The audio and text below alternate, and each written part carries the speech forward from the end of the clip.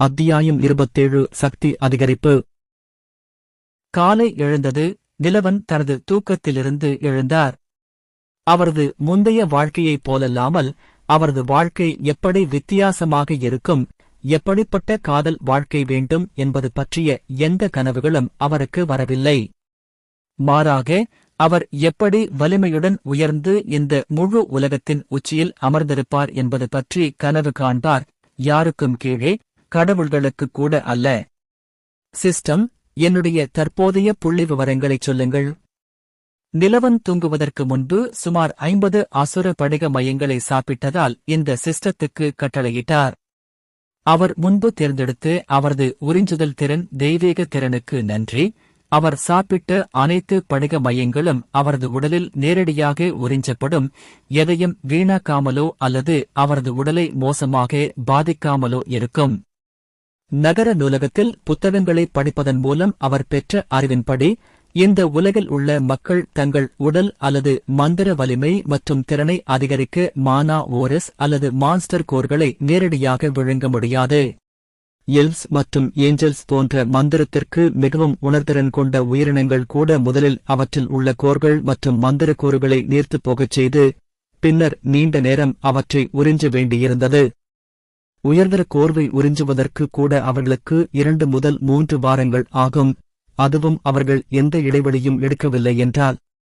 அதனால்தான் மிகச்சிலரே நம்ப முடியாத அளவிற்கு வலுவான உடலமைப்பு அல்லது மந்திர திறன்களைக் கொண்டிருந்தனர், ஏனெனில் இந்த உலகில் வலிமை பெறுவதற்கு நிறைய வளங்களும் நேரமும் தேவைப்பட்டன. எல்வ்ஸ் ஏதேனும் நோயால் கொல்லப்படாமலோ அல்லது இறக்காமலோ இருந்தால் சுமார் 500 ஆண்டுகள் வாழ்ந்தன. தேவதைகள் 2000 ஆண்டுகள் வரை வாழ்ந்தன. பெரும்பாலான பண்டைய டிராகன்கள் கூட 4 முதல் 5000 ஆண்டுகளுக்கு மேல் வாழ முடியாது. நீங்கள் எவ்வளவு காலம் வாழ்ந்தீர்களோ, உங்களிடம் அதிக வளங்கள் இருந்ததோ, அவ்வளவு வலிமையானவராக மாறுவீர்கள். வலிமையை பெறுவதற்கான இயற்கை விதி இங்கே அப்படித்தான் செயல்பட்டது. தேர்ந்தெடுக்கப்பட்ட ஹீரோக்களில் கூட நிலவனைப் போல வேறு யாரும் திறன் உறிஞ்சுதல் தெய்வீக திறனை தேர்ந்தெடுக்கவில்லை என்றால், இந்த அசுர மையங்களை உறிஞ்சும் அவரது திறன் இந்த உலகில் உள்ள அனைத்து உயிரினங்களிலும் மிக உயர்ந்ததாக இருக்கும். இயற்கையாகவே தற்போது பல உயிரினங்கள் நிலவனை மிகப்பெரிய வித்தியாசத்தில் விஞ்சியுள்ளன, ஆனால் நிலவனுக்கு அவை அனைத்தையும் விட அதிக ஆற்றல் இருந்தது. ஹோஸ்ட் பண்புக்கூறுகள் மற்றும் திறன்கள். பெயர் நிலவன். இனம் மனிதன். நிலை 42. பலம் 164. வேகம் 126. திறமை 122. பாதுகாப்பு 94. மானா 252. தெய்வீக திறன்கள். உறிஞ்சுதல் திறன், பரிமாண விதி, தொகுப்பு. ஆசீர்வாதங்கள். போர் ஆதிக்கம் நிலை 1. ஆயுத தேர்ச்சி மாஸ்டர் ரேங்க். போர் நுட்பங்களில் தேர்ச்சி மாஸ்டர் ரேங்க். உயிர்வாழும் நோக்கம் நிலை 1. வெறித்தனமான கடவுள் முறை 5 மடங்கு உடல் வலிமை. போர் தெய்வ உடல் நிலை 2. பரிசுகள். போர் தெய்வத்திற்கு தெரிந்த அனைத்து மொழி அறிவும். உடல் திறன்கள். ரிப்பர் நகங்கள், ஆல்பா ஓனாய் நகங்கள் மற்றும் நீல சிங்கத்தின் நகங்களின் கலவை. ஆல்பா ஓனாய் அலறல். நீண்ட தூரத்திற்கு தாவி குதிக்கும் திறன், வேகமாக ஓடும் திறன். வேட்டைக்காரனின் நோக்கம். விஷ அமிலம். விஷ நோய் எதிர்ப்பு சக்தி. கிராண்ட் மாஸ்டர் தரவரிசை. சோமிர் அளவுகோல் உடல். மரணதண்டனை செய்பவரின் பார்வை. மந்திர திறன்கள். ஃபயர்பால். எதையும் திருடும் திறன். குறிப்பு: சில குறைந்த தர திறன்கள் மற்றும் திறன்கள் தற்போது ஹோஸ்ட் வைத்திருக்கும் உயர்தர திறன்களின் கீழ் இணைக்கப்பட்டுள்ளன. சில ஹோஸ்டுக்கு இனி எந்த பயனும் இல்லாததால் நிராகரிக்கப்பட்டுள்ளன. 7 நிலைகள். நிலவன் நேற்றுதான் நிலை ஆகஸ்ட் 1935 இருந்ததை நினைவு கூர்ந்தார். 50 உயர்தர தரவரிசை கோர்களை சாப்பிட்டதால் அவரது நிலை 7 நிலைகளால் உயர்ந்தது. அவரது வலிமை கூட முன்பை விட கிட்டத்தட்ட 2 மடங்கு அதிகரித்திருந்தது. உங்கள் நிலைகள் உயரும்போது பண்புக்கூறுகள் ஒரு பெரிய வித்தியாசத்தில் அதிகரிக்கும், ஒவ்வொரு நிலையிலும் அதிகரிக்கும் என்பதை நிலவன் உணர்ந்தார். அவரது நிலை அதிகரித்த பிறகு அவரது புள்ளிவிவரங்கள் 20 புள்ளிகளை பெற்றிருந்தால் அதிகரிப்பு 20க்கு பதிலாக 30 முதல் 40 வரை புள்ளிகளாக இருக்கும். அவரது நிலை அதிகரிக்கும் போது அவர் பெறும் கூடுதல் புள்ளிகளும் அதிகரிக்கும். நல்லது. இது பயிற்சியையும் என் உயிர் வாழ்வையும் கொஞ்சம் எளிதாக்கும் என்று கூறிவிட்டு நிலவன் குளிக்கச் சென்றார். அதிகாலையில் நிலவன் அவசரமாக புறப்பட்டார். ஹண்டர் சங்கத்திற்கு செல்வதற்குப் பதிலாக நிலவன் நகரின் வடக்கு வாயில் நோக்கிச் சென்றார். நகரத்தின் இந்த பகுதி முக்கியமாக பொழுதுபோக்கு பகுதிக்கு பெயர் பெற்றது.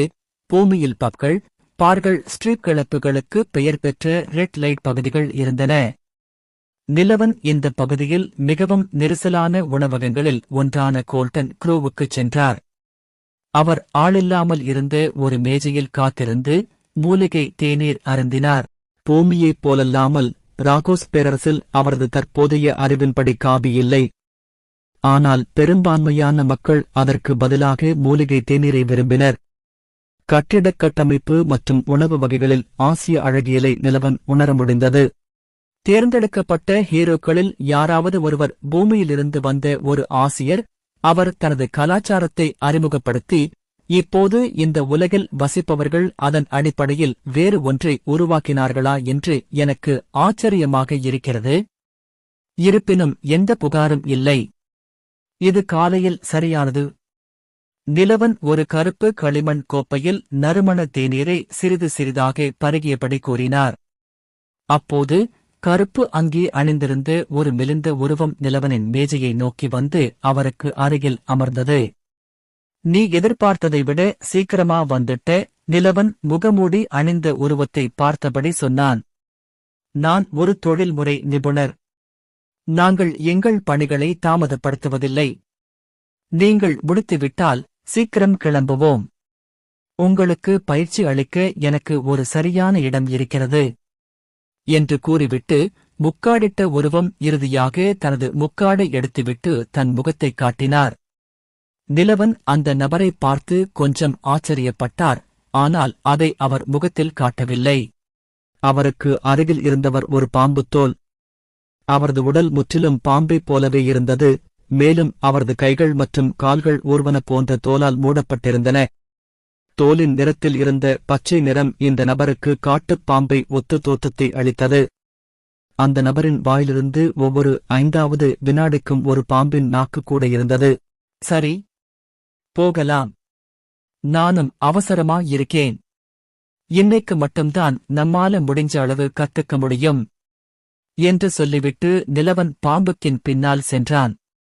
அரை மணி நேரத்திற்குப் பிறகு அவர்கள் ஒரு பாழடைந்த பகுதியை அடைந்தனர். அங்கு வீடுகள் பெரும்பாலும் காலியாக இருந்தன, தரையில் விழும் நிலையில் இருந்தன.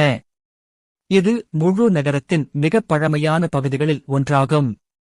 சில தசாப்தங்களுக்கு முன்பு வெவ்வேறு சக்திகளுக்கும் கும்பல்களுக்கும் இடையிலான போர் அதை இணை சேதமாக அழித்ததற்கு முன்பு இது நகரத்தின் மிக முக்கியமான பகுதிகளில் ஒன்றாக இருந்தது. மேலும் யாரும் அதை மீண்டும் கட்ட முயற்சிக்கவில்லை. எனவே எங்கள் வேலையில் உள்ளவர்கள் எங்கள் திறன்களை பயிற்சி செய்ய இது சிறந்த பகுதியாக மாறியது. ஸ்னேக்கின் நிலவனை அவர்களின் பயிற்சி மைதானங்களுக்கு அறிமுகப்படுத்திய போது விளக்கினார். நீ எனக்கு 2 வழிகளில் பயிற்சி அளிக்க வேண்டும் என்று நான் விரும்புகிறேன். ஒன்று, நான் உன் கொலையாளியின் திறமைகள் மற்றும் நுட்பங்களைக் கொண்டு என்னை தாக்குவது. மற்றொன்று, நீ எனக்கு கற்றுக் கொடுக்கும் திறன்களை பயன்படுத்தி உன்னை தாக்க முயற்சிப்பது. போரின் இரு பக்கங்களையும் நான் புரிந்து கொள்ள விரும்புகிறேன் என்றார் நிலவன். உண்மையான கொலையாளி மாதிரி பேசியிருக்கேன். நம் வேலைக்கு சுற்றியுள்ளவர்களைப் பற்றியும் நம் இலக்கைப் பற்றியும் அவர்களின் பலவீனங்களைப் பற்றியும் புரிதல் தேவை. உயர்தர ஆயுதங்களால் கூட நாம் அதிக சேதத்தை ஏற்படுத்துவதில்லை. மாறாக நம் மறைக்கும் திறன்கள் மற்றும் நாம் நம்மை காட்டும் போது வரும் ஒரு இறுதித் தாக்குதலே எல்லா வேலைகளையும் எடுக்கும் என்றது பாம்புத்தோல் மனிதன். அந்த பாம்பு மனிதன் ஒரு தொழில்முறை கொலையாளி. எப்படியோ சாம்ராஜ் நேற்றைய திட்டமிடல் மற்றும் ஒப்பந்தத்திற்குப் பிறகு நிலவனுக்கு பயிற்சி அளிக்கச் செய்தான். பயிற்சியின் போது அவர்களின் முழு நேரத்திலும் பாம்பு மனிதன் நிலவனுக்கு சூழலில் தன்னை எவ்வாறு சரிசெய்து கொள்வது என்பதைக் கற்றுக் கொடுத்தது. இலக்கு மட்டுமல்ல, அவர்களைச் சுற்றியுள்ள எவரும் நிலவனையோ அல்லது அவரது இருப்பையோ கவனிக்கவே மாட்டார்கள். இல்லியாவுடன் தன்னை கொல்ல வந்தவர்களில் ஒருவரைக் கொன்ற பிறகு நிலவன் ஏற்கனவே சீல் திறனை பெற்றிருந்ததால் அவர் ஏற்கனவே ஒரு அமெச்சூர் வீரரை விட ஒரு படி மேலே இருந்தார். நாள் முடிவில் ஆயுதப் பயிற்சி மற்றும் போர் நுட்பங்களில் தேர்ச்சி பெற்றிருந்த நிலவன் தனது செயல்திறனை அதிகரித்துக் கொண்டு மறைத்தல் எனப்படும் திறனையும் கற்றுக்கொண்டார். சிறிது காலம் இந்த தொழிலில் இருந்த கொலையாளிகளின் இயல்பான நிலையை விட அதிகமாக நிலவன் இந்த திறனை வெளிப்படுத்துவதைக் கண்ட ஸ்னேக்கின் வியப்பில் ஆழ்ந்தார். அவர்களுடன் ஒப்பிடும்போது நிலவன் அதை வெறும் 4 முதல் 5 மணி நேரத்தில் கற்றுக்கொண்டது மட்டுமல்லாமல் அபார வேகத்தில் அதில் முன்னேறவும் செய்தார். கொலையாளிகளை குறுகிய காலத்திற்கு கண்ணுக்குத் தெரியாமல் இருக்க அனுமதிக்கும் சீல் திறனைப் போலன்றி மறைக்கும் திறன் ஒருவர் சுற்றியுள்ள பகுதியில் எப்போதும் ஒரு பகுதியாக இருப்பது போல் ஒன்றிணைக்க உதவியது. மதிப்பீட்டுத் தேர்வின் போது நிலவுடன் சண்டையிட்டு வாழ்வீச்சில் தனது திறமையைக் கண்டறிந்தபோது நேத்திரனின் முகபாவனையைப் போல பாம்பின் மனிதன் முகபாவனை மாறியது. ஒரு அதிசயம்! நான் ஒரு அதிசயத்தைக் கண்டுபிடித்தேன். இந்த ஆள் ஏன் வாள்களுக்காக தன் திறமையை வீணாக்குகிறான்? போதுமான பயிற்சியும் அனுபவமும் இருந்தால் அவன் எளிதாக முழு நகரத்திலும் சிறந்த கொலையாளிகளில் ஒருவனாக மாற முடியும். நிலவன் அவர்களின் பயிற்சிக்குப் பிறகு செல்வதை பார்த்து வருத்தப்பட்டபோது பாம்பு மனிதன் நினைத்தது. டாகர்ஸிற்கான தனது ஆயுதத் தேர்ச்சி மாஸ்டர் தரவரிசையில் 45% ஐ எட்டியதையும் அவரது ஸ்டெல்த் கன்சல்மெண்ட் திறன்கள் முறையே 70% மற்றும் 53% ஐ எட்டியதையும் கண்டு நிலவன் திருப்தியடைந்தார். இது வெறும் ஒரு நாள் பயிற்சிதான், ஆனால் ஒரு சிறந்த நிபுணர்களில் ஒருவரிடமிருந்து கற்றுக்கொண்டதால் 1 மாத முழு பயிற்சியின் பலன்களை அவர் ஏற்கனவே கற்றுக்கொண்டான். நேத்திரனுடைய சண்டையைப் போலவே நிலவன் சரியான வாய்ப்பு கிடைத்த போதெல்லாம் விமர்சனத் தாக்குதல்களை செய்வதன் மூலம் தனது கொலை திறன்களை கற்றுக்கொண்டு முழுமையாக்கிக் கொண்டார். மேலும் ஒரு சரியான வாய்ப்புக்காக காத்திருக்கும் அவரது பொறுமையும் மிகவும் பாராட்டத்தக்கது. இப்போது அவனுக்கு தேவையானது உண்மையான போரில் சில கொலையாளிகளைக் கொன்று அவர்களின் திறன்களை உள்வாங்கிக் கொண்டு அவனது புதிய திறன்களை உருவாக்கி ஏற்கனவே இருந்த திறமைகளை மேம்படுத்துவதுதான். வரவிருக்கும் வாரம் சண்டை தொடர்பான அனைத்து வேலைகள் மற்றும் தொழில்களிலும் அவர் தனது திறமைகளையும் அறிவையும் வளர்த்துக் கொள்ளவும் அதை அவர் உண்ணவும் பெறும் ஒரு பொன்னான அறிவின் கனியாயிருக்கும். தனது இலக்குகளையும் அவற்றின் பலவீனங்களையும் கற்றுக்கொள்வதற்கு நிலவன் சொன்ன சாக்குப்போக்கு இல்லை என்றால் இன்றுதான் சந்தித்த ஸ்னேக்கின் போன்ற உண்மையான நிபுணர்களிடமிருந்து நிலவன் ஒருபோதும் கற்றுக்கொள்ள முடியாது என்பது அவருக்கு தெரியும். சாம்ராஜ் நேத்ரன் தங்கள் தொடர்புகளையும் பெருந்தொகையையும் பயன்படுத்தி இந்த நபர்களை தனக்கு பயிற்சி அளிக்கச் செய்தனர். இவை அனைத்தும் அவர்களின் தற்போதைய அதிகாரத்தையும் தங்களுடனேயே வைத்திருக்க வேண்டும் என்பதற்காகவே. பாம்புத்தோல் ஸ்னேக்கின் உடனடியாகச் சென்று இன்றைய பயிற்சியைப் பற்றி சாம்ராஜ் நேத்திரனிடம் தெரிவிப்பார் என்பதில் நிலவன் உறுதியாக இருந்தார். இது அவரையும் அவர்களின் ஒப்பந்தத்தில் அவரது பங்கையும் கண்காணிக்க ஒரு வழியாகும். மேலும் வரும் நாட்களில் அவர் சந்திக்கும் மற்ற பயிற்சியாளர்களும் அவ்வாறே செய்வார்கள். ஆனால் நாளின் இறுதியில் நிலவன்தான் அதிக லாபத்தைப் பெற்று அதிக பலனைப் பெற்றார். யார் யாரைப் பயன்படுத்துகிறார்கள் என்று பார்ப்போம். நிலவன் தனக்குள் பேசிக்கொண்டு வரவிருக்கும் நாட்களை எதிர்நோக்கியபடி சிரித்துக் கொண்டார்.